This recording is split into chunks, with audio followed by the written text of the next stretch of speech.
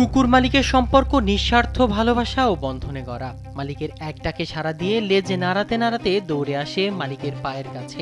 কুকুর একবার কারো ভালোবাসা পেলে আজীবন তার প্রতিদান দিতে থাকে। প্রতিটি কুকুর তার মালিকের বাড়ি পাহারা দিতে সচেষ্ট থাকে, বিশ্বস্ত পাহারাদারের মতো। আর এই কুকুরগুলি শারীরিকভাবে বিশেষ কিছু বৈশিষ্ট্য নিয়ে জন্মায়, তাই এই কুকুরগুলোকে গার্ড ডগ বা পাহারাদার কুকুর নামেই চেনে সবাই। আর কুকুর পালনে আগ্রহীরা এই ধরনের বাচ্চা কুকুর কিনতে বেশি আগ্রহী হয়।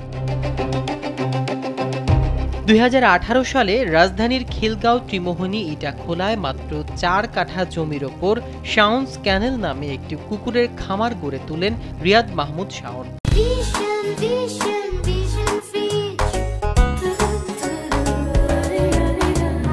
নিরাপত্তারক্ষীর স্বার্থে বাচ্চা উৎপাদনের জন্য তিনি শুরু করেন এই কার্যক্রম।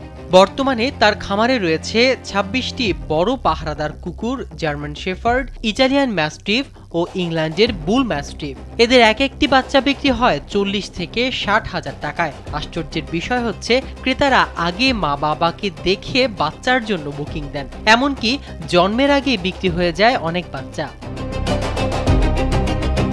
বছরে প্রায় 50 লাখ টাকার ব্যবসা হয় শাউন্স ক্যানেলে। তবে রিয়াদের মতে এই ব্যবসায় টিকিয়ে রাখতে ভালোবাসা, ধৈর্য আর পরিবারের সহায়তা জরুরি। তিনি জানান, অনেকেই তাকে বলেন তিনি কুকুর নিয়ে পাগলামি করেন, কিন্তু তিনি বলেন, আমার কাছে ওরা সন্তান স্বরূপ।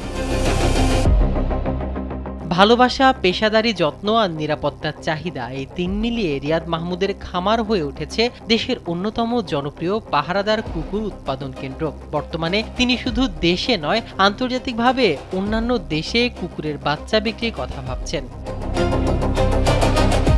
মাহমুদুর রহমান সিয়াম, কালবেলা।